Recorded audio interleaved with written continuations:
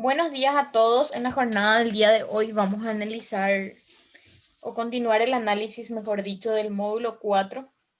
En este caso vamos a hablar específicamente de los canales, ¿sí? Que son sumamente importantes a la hora de conectar justamente con el cliente final. ¿Cómo entonces nosotros logramos vender? Justamente allí nace eh, el término canales, ¿sí? Es decir, cómo yo, emprendedor, llego hasta mi nicho de mercado, ¿sí? Es decir, cómo yo debo enfocar o a través de qué medios debo enfocar, ¿sí? La relación interpersonal de, de mi persona como emprendedor o de mi empresa en particular con ese nicho de mercado específicamente. Entonces, hablamos de los canales. Al hablar en términos generales, los canales serían los medios que entran en contacto del emprendedor al consumidor final. Es decir, cómo se comunican el emprendedor con el consumidor final, ¿sí? Existen dos tipos de canales según la clasificación que vamos a analizar dentro del curso, que serían específicamente el tipo de canal masivo, ¿sí? Que serían, por ejemplo, las publicaciones que yo realizo a través de redes sociales, Facebook, Instagram, ¿sí? La publicidad a través de la radio, de la televisión, también las pancartas que yo pueda llegar a colocar en algún lugar y los emails, ¿sí? Todos ellos son considerados canales masivos, ¿sí? Ahí tienen, o también globales, como ser, en este caso, Facebook, Google y la TV, ¿sí? Pero también tenemos los canales específicos, ¿sí? Que serían la visita de puerta en puerta, ¿sí? O la entrega de flyers a personas, por ejemplo, hay empresas que hacen la difusión de su publicidad entregando justamente flyers casa por casa, ¿sí? O también los específicos serían los canales en los cuales yo visito personalmente a mi cliente o mi consumidor final. También enviarles mensajes personalizados, llamadas telefónicas y toda la publicidad que el cliente hace de boca en boca, ¿sí? Que siempre es la mejor publicidad y el mejor marketing que podemos tener. También los específicos, hablando en términos mucho más actualizados, podemos hablar de los influencers de un rubro en particular, ¿sí? Que básicamente son los que muestran o difunden nuestros productos y a través de eso también nos permiten llegar a muchas más personas, ¿sí?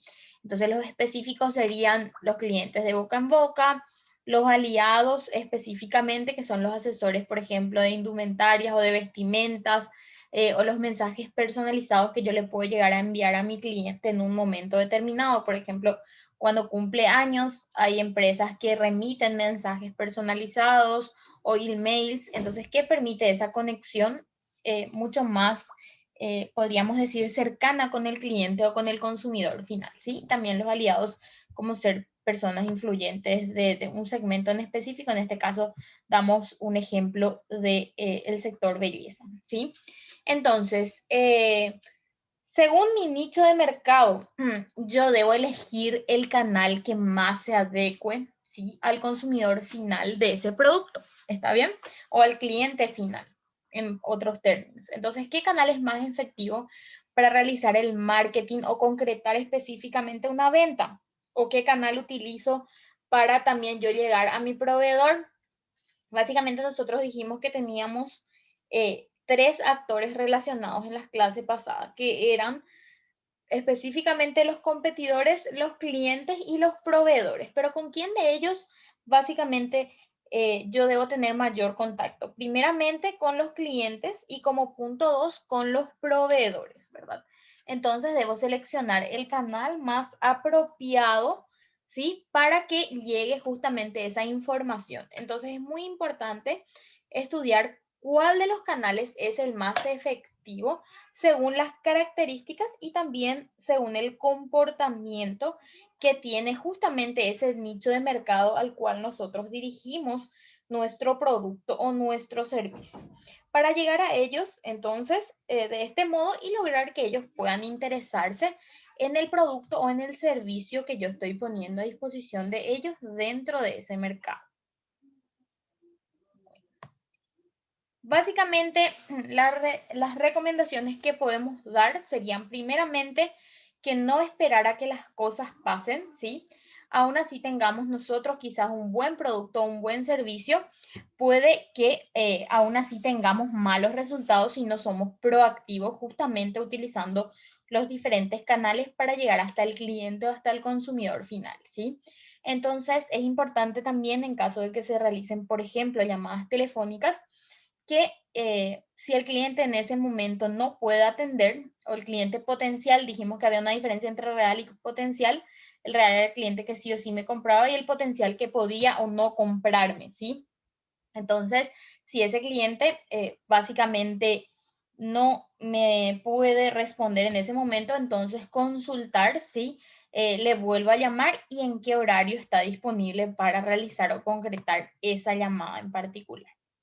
También es importante tener en cuenta que el cliente tiene una necesidad y por eso es que él recurre justamente a consultar algo. Entonces es importante aprovechar si ese momento en concreto, como le podemos llamar la calentura del momento, es decir, cuando el cliente tiene específicamente esa necesidad, ¿sí? Entonces ese es el momento de concretar las ventas, ¿sí? Cuanto más días pasan, entonces es mucho menos probable que esa persona nos compre, ¿sí? Sino que en el momento en el que consultó, ese es el momento en el que yo tengo que cerrar la venta, ¿sí? Y también es importante el trato que damos a los clientes porque una persona, desde luego, lleva a otra persona o recomienda específicamente nuestro emprendimiento. Aquí nace la importancia de las neuroventas, ¿sí? De enfocarnos justamente en las necesidades de los clientes que tanto hablábamos en la clase anterior y no tanto en la idea de negocio, ¿sí? Sino más bien enfocarnos directamente a la necesidad. Entonces es importante que para ella nosotros primeramente conozcamos al cliente y la forma en la que esa persona piensa, siente y atacar justamente ese lado a través del emprendimiento, ¿sí? Entonces, no explicar tanto y hacer que la persona experimente o sienta más, ¿sí? También buscar o provocar emociones en esa persona para que se dé justamente el proceso de acción de compra y también buscar el valor simbólico de lo que nosotros le estamos vendiendo. Por eso es tan importante la puesta en valor que vamos a ver en módulos siguientes. También tenemos que llamar la atención de ese cliente en particular y demostrarle básicamente que nosotros comprendemos o le comprendemos a él y comprendemos su necesidad, ¿sí? Y eso nos lleva a que nosotros tengamos que en ocasiones enseñarle a esa persona a utilizar el producto o el servicio que le estamos queriendo vender, ¿sí? Y aquí entra también una parte sumamente importante que es el poder de la sonrisa, ¿sí?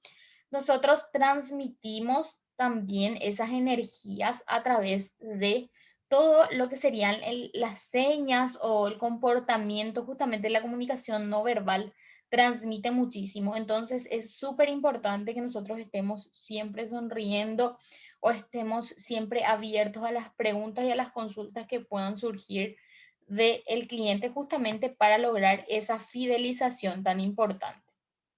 Entonces es también muy importante el buen humor, la alegría, la cordialidad y la buena vibración que se transmite, ¿sí? En esa justamente interrelación de las personas que se encuentran en ese momento en concreto en la interacción del proceso de venta.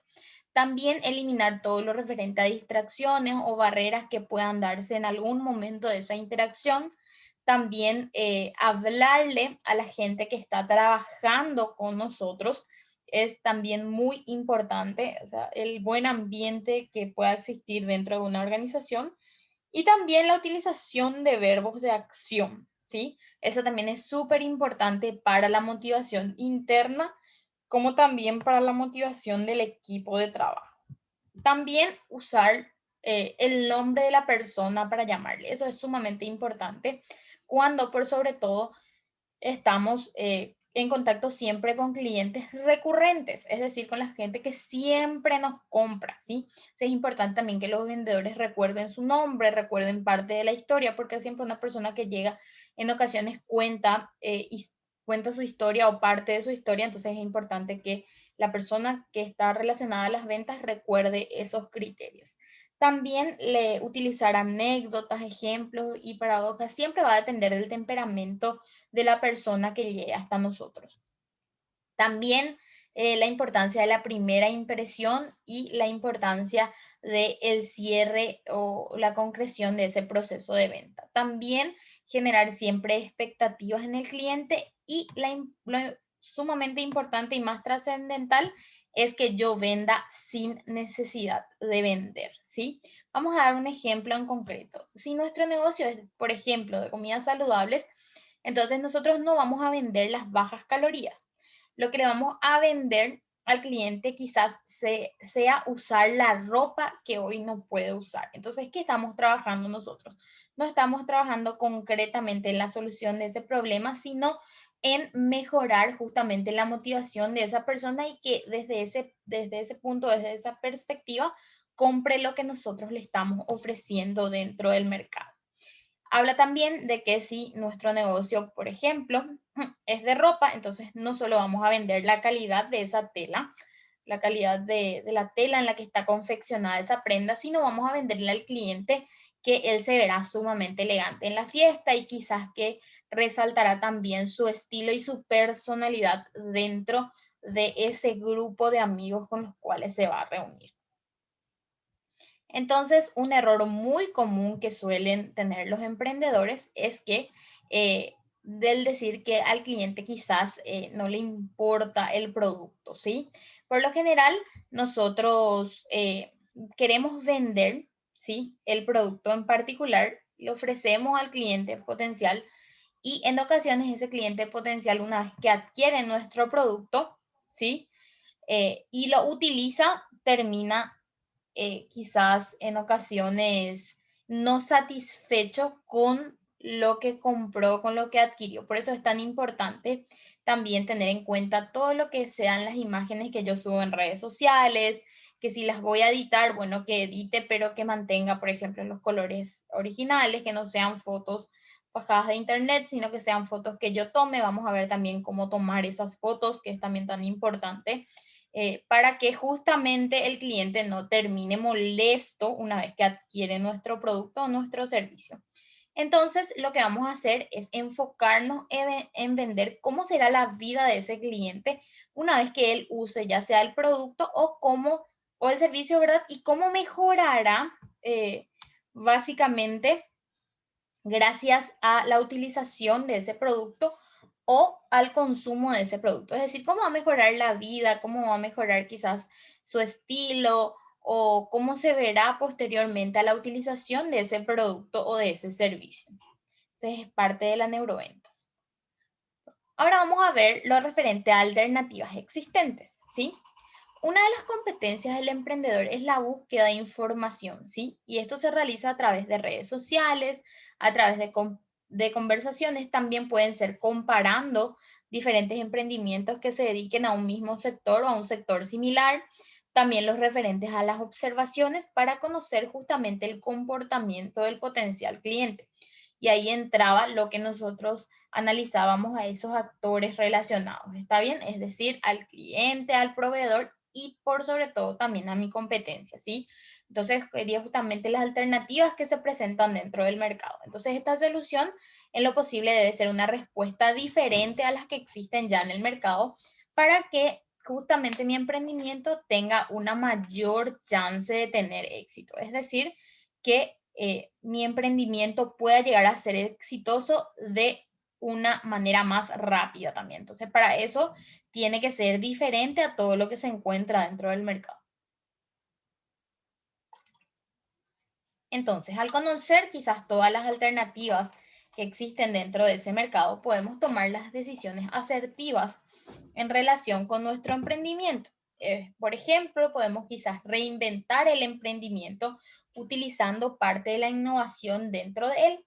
También encontrar quizás otros usos a nuestros productos o cambiar o modificar también la puesta en valor de mi producto, trabajar sobre esa puesta en valor que vamos a ver de qué se trata la puesta en valor básicamente. Enfocarnos también en el servicio que nosotros vendemos, el servicio antes, durante y después, el servicio de postventa que es tan importante. Y también cambiar quizás la forma de atención si nos damos cuenta que no estamos llegando a ese cliente potencial.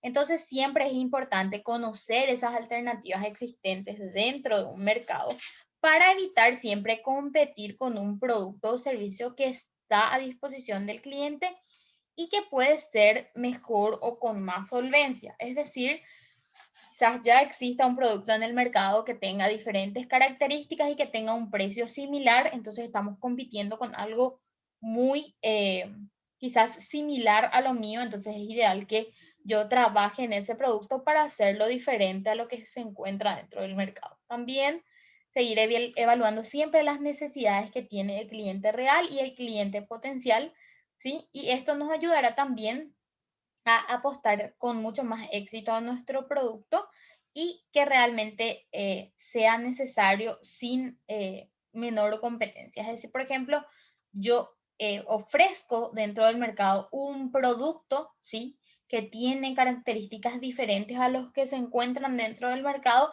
entonces esos ya no serían mi competencia. Entonces yo estaría ejerciendo un monopolio dentro de eso. Siempre en algún momento van a incursionar empresas, pero siempre es importante que nosotras seamos las pioneras dentro de ese rubro en particular.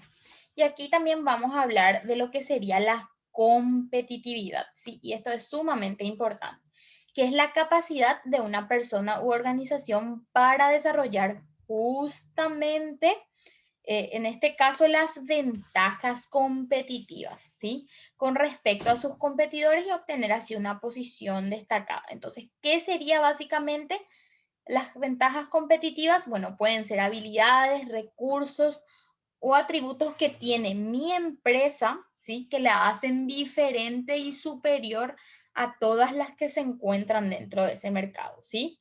Entonces, concepto de relativo en donde por lo general se compara el rendimiento de una empresa con respecto a las demás empresas que se dedican al mismo rubro o a rubros similares y cuál, por ejemplo, puede ser el trato, puede ser una ventaja competitiva, ¿sí? El seguimiento puede ser otra ventaja competitiva, justamente ese servicio de postventa que muy pocas empresas ofrecen, ¿sí?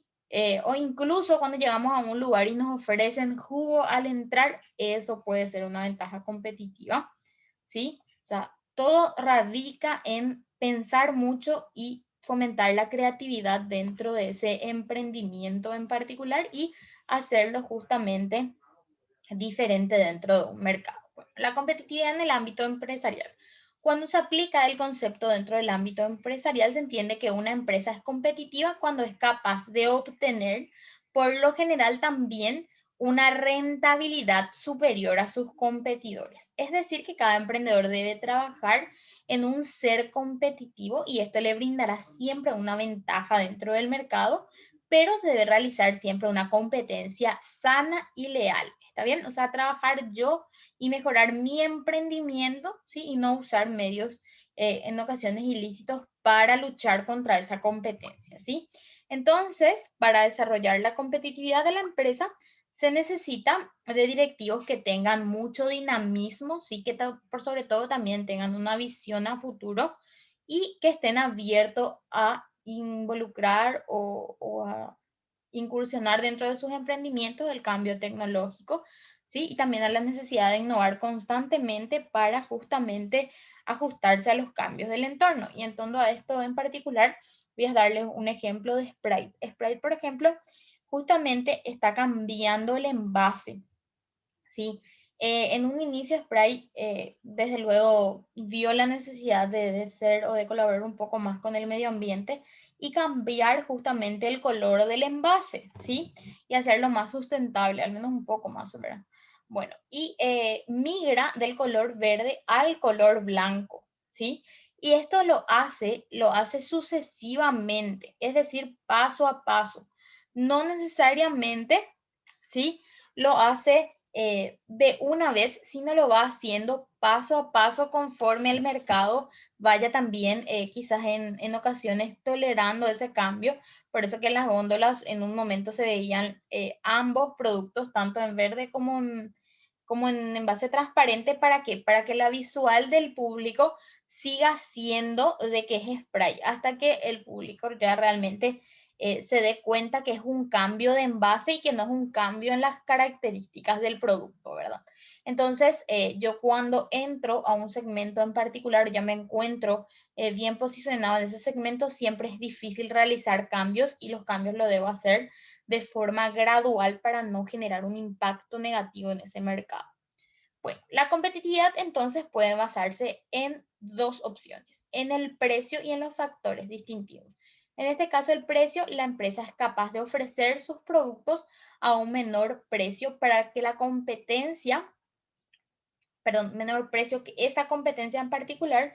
Por lo tanto, es decir, esto también puede generar en ocasiones que él tenga que reducir sus ganancias. Es decir, yo pongo al mercado un producto a un precio determinado que es menor que el de la competencia, ¿sí? Pero eso también puede hacer que mis ganancias sean menores, ¿sí? O sea, la competitividad se basa en menores costos de producción, es decir, yo puedo usar, por ejemplo, tecnología o factores de producción más productivos o puedo organizarme mejor y eso hace que me sea más barato producir y que yo pueda ganar más, ¿sí? Lo que permite entonces, como bien dice ahí, reducir sus precios y aún así mantener un margen atractivo sobre la venta, es decir, que yo pueda obtener buenas ganancias en ese emprendimiento. Y aquí entran lo más importante que serían los factores distintivos. La empresa es capaz de cobrar quizás un mayor precio que los competidores, ¿sí? Y en este caso puede aumentar sus ganancias relativas. Este tipo de competitividad se basa básicamente en la capacidad de ofrecer una mayor calidad, una mejor imagen, una logística más desarrollada y otros factores que pueden influir. Por ejemplo, el alcance que yo tenga puede ser un factor distintivo. Yo puedo tener mi microempresa en Asunción, ¿sí? Y vender solamente en Asunción, pero también puedo usar transportadoras y vender o enviar o hacer esos envíos al interior del país y también al exterior si se adecuan desde luego a las normativas que existen en el mercado como para poder hacer el envío de ese producto, ¿verdad? Entonces, ese puede ser un factor distintivo de los que se encuentran o de los más productos que se encuentran dentro de un mercado en particular. Entonces aquí nos toca analizar el método Scampers. Justamente este método lo que nos permite es jugar o aumentar a nuestra creatividad. Esta técnica Scamper en particular, ¿sí? Nos motiva a la imaginación, a empezar a hacer nuevas cosas y originales al fin de justamente atraer a ese público objetivo o a los integrantes de ese nicho de mercado, ¿sí? ¿A qué nos referimos con cada una de las letras que inician a las palabras? Básicamente son sustituir, combinar, adaptar, modificar, proponer otros usos, eliminar y reordenar. ¿Sí? Básicamente la técnica trabaja la sustitución, la combinación, la adaptación, la modificación, también la proposición de nuevos usos a mis productos, la eliminación y la reorganización, ¿sí? Entonces, para la realización del método se utilizan una serie de preguntas y se responden por lo general con una lluvia de ideas que luego eso se ve cuál de ellas o de todas esas ideas es la más factible y por lo general se la pone a prueba. Se puede usar también en forma individual esta técnica, como también en forma grupal, ¿sí? Consiguiendo por lógica mejores resultados.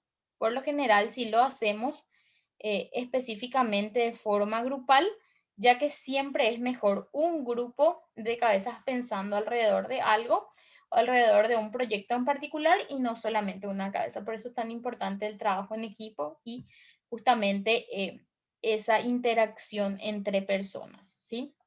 Entonces es sumamente importante, es un método súper utilizado. Tienen también dentro de la plataforma unos modelos del método Scamper en particular y aquí entra a tallar el modelo Canvas de negocios que es un modelo súper interesante y súper amplio que lo vamos a analizar con más detenimiento. Básicamente el modelo Canvas se basa en 9 módulos, ¿sí? Que son las áreas claves a ser analizadas para la proyección o la utilización de un modelo de negocios, ¿sí? Y representan la lógica que sigue una empresa para poder conseguir básicamente sus ingresos. Y aquí tenemos los 9 pasos, las 9 fases en particular. Primeramente, entonces, dice que el foco principal es el cliente, pasando después por la propuesta de valor, que es sumamente importante, analizar también los canales, esa relación con el cliente, las fuentes de ingreso en particular, los recursos claves. Posterior a eso tenemos las actividades claves, los socios y alianzas estratégicos necesariamente y la estructura de costes. En este caso vamos a analizar de a uno. Analizamos primeramente a los clientes o a ese grupo de clientes en particular, que serían un grupo de personas específicas o pueden ser también entidades a las que yo dirijo o a las que específicamente mi empresa dirige su actuar, ¿sí? Entre las preguntas que hay que dar respuesta en la fase de clientes serían: ¿para quién estamos creando el valor? ¿Cuáles son nuestros segmentos de clientes más importantes o más rentables? ¿Cuáles son también las necesidades o preocupaciones de ese sector? Si nos dirigimos hacia el gran público o al mercado de masas o nos estamos dirigiendo a un segmento o a un nicho de mercado en concreto, ¿sí? Y si hay varios segmentos de clientes que pueden estar también en ocasiones interrelacionados, es decir, pueden estar conectados entre sí, por lo cual tengo que dirigir necesariamente mi publicidad a todo ese segmento.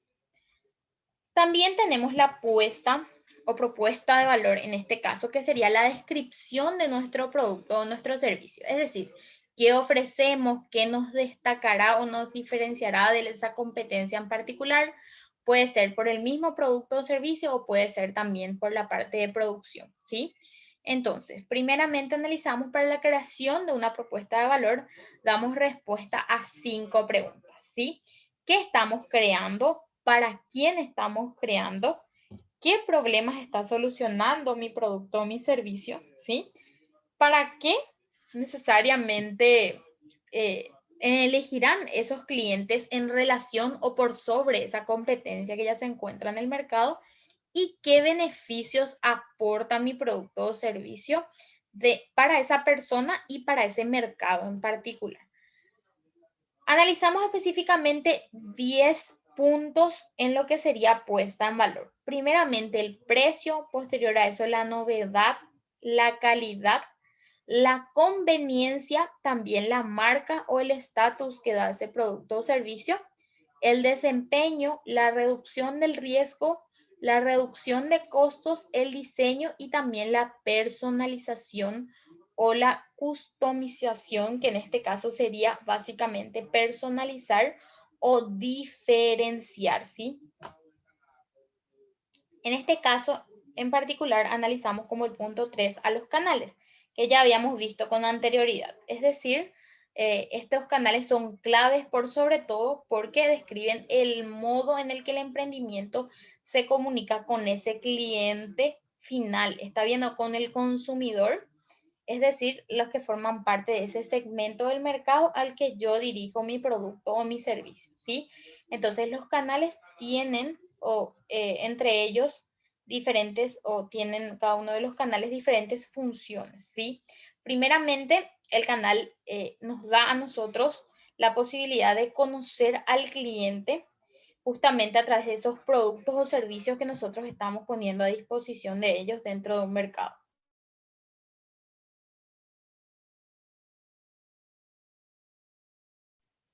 Ayudar también a los clientes a evaluar justamente esa propuesta de valor de una empresa, ¿sí?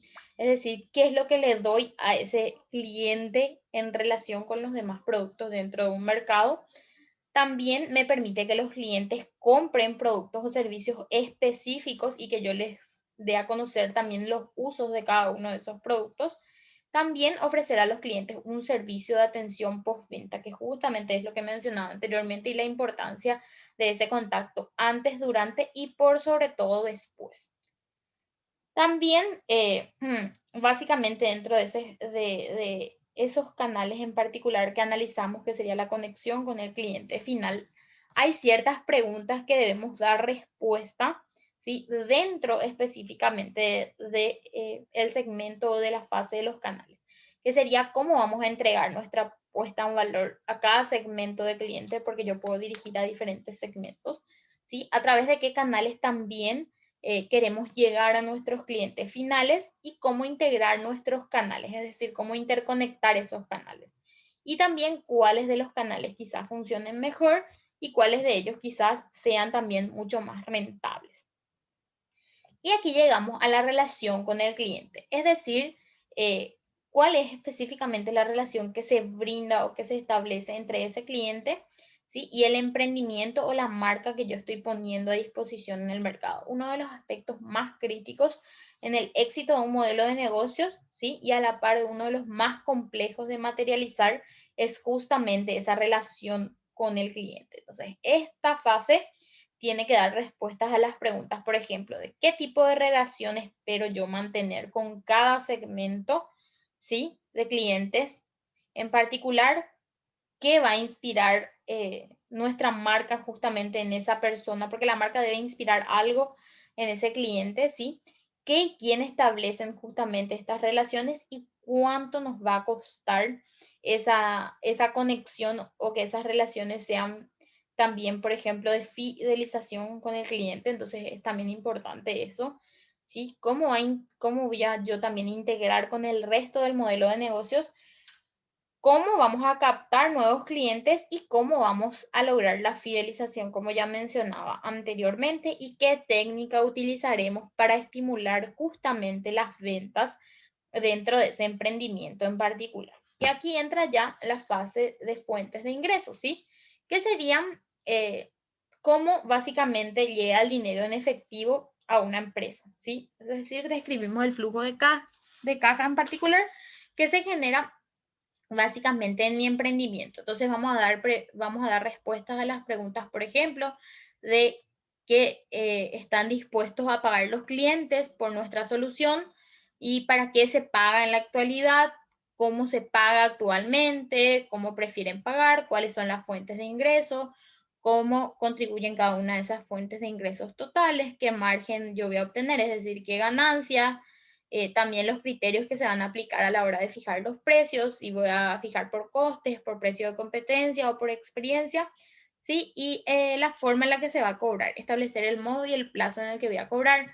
Por ejemplo, aquí voy a entrar a tallar si voy a usar, por ejemplo, voy a aceptar tarjetas, no voy a aceptar, si voy a aceptar quizás hacerlo por cuotas, si no voy a aceptar, y cómo voy a realizar específicamente esa concreción de ingresos con el cliente final que me va a comprar. Hablamos también de los recursos claves que describen los activos más importantes para que el negocio funcione, serían los recursos físicos, económicos, intelectuales y humanos. Nos respondemos, aquí necesitamos responder 4 preguntas. ¿Qué recursos claves requiere nuestra empresa específicamente en su puesta en valor? ¿Cómo obtenemos esos recursos claves? ¿Cuándo vamos a necesitarlos? Y sobre todo, ¿cuáles son los recursos que requiere mi canal de distribución utilizado? ¿Sí?